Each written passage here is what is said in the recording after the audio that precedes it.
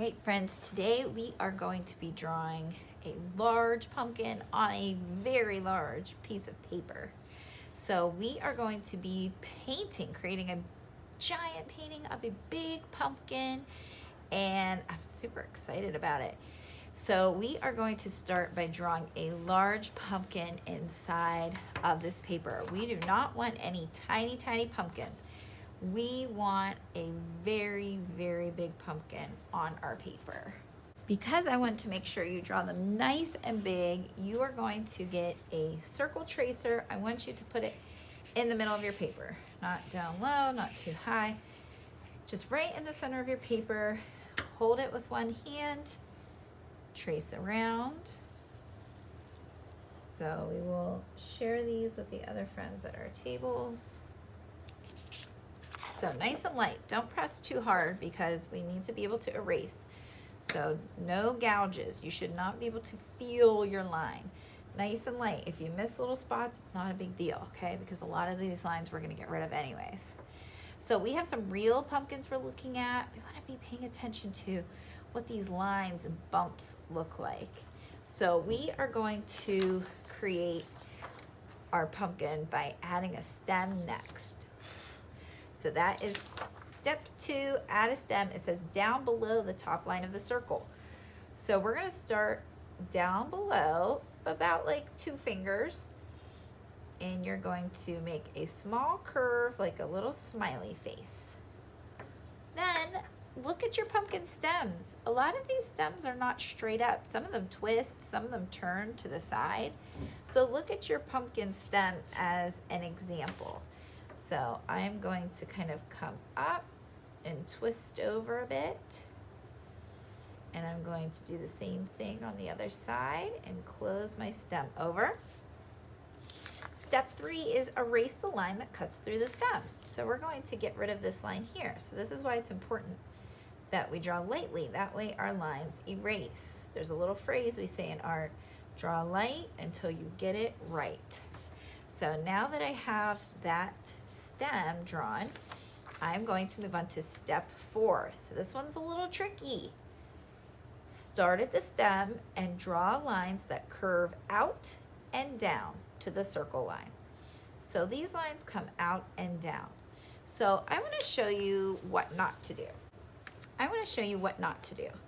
If this is your pumpkin, this is your stem, you're drawing lines that curve the way that the circle curves, which means the center line is going to be pretty straight.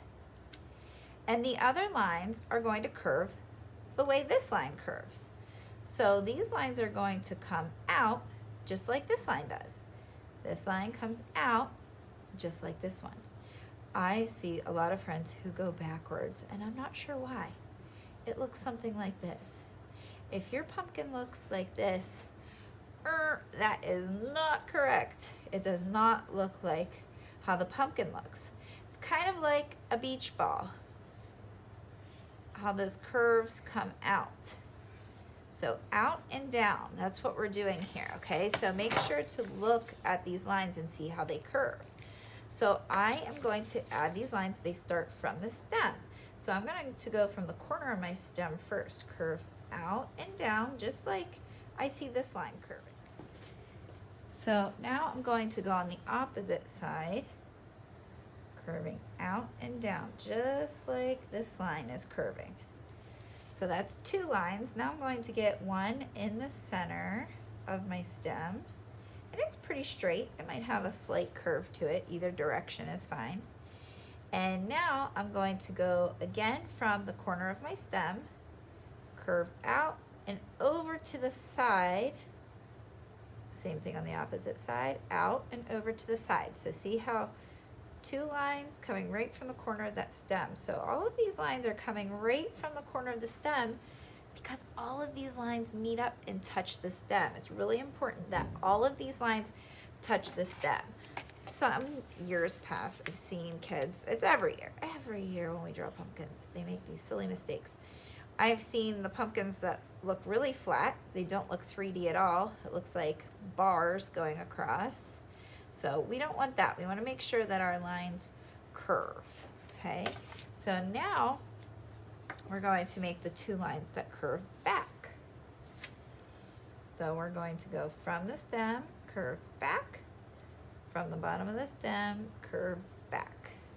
So now I have a very beach ball looking pumpkin.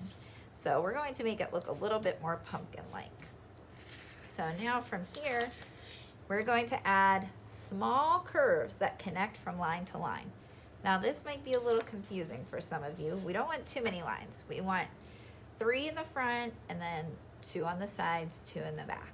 So 1, 2, 3, 4, 5, 6, 7 lines. We don't want too many lines.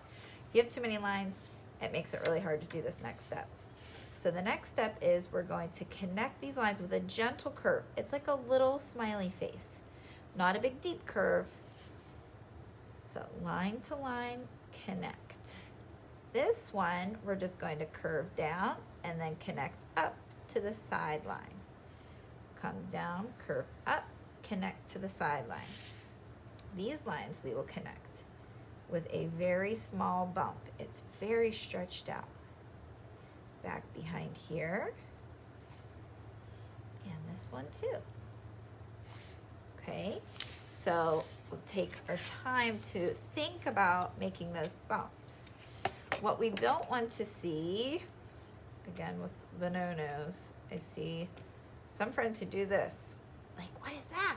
Looks like it's wearing like a ruffly skirt or something. We want to just have one small gentle line.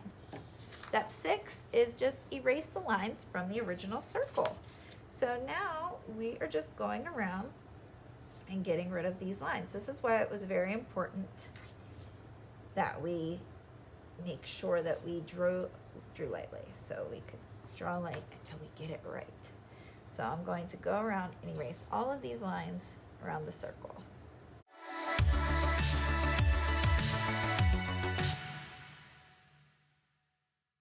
And now I have my whole pumpkin finished. If there's anything that I want to fix, I can fix that.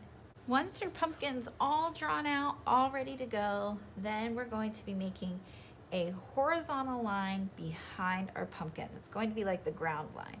We don't want it way down here below our pumpkin or up too high.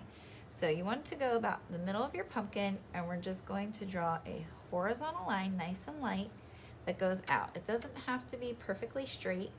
If you need to turn your paper, if that will help you.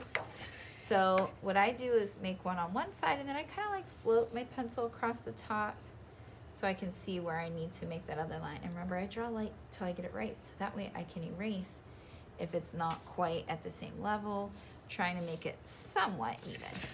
So now I have my ground line up underneath, and then the background line too. Once you have these steps completed, then on the back, you will write your name and a 2-0, whatever your room number is.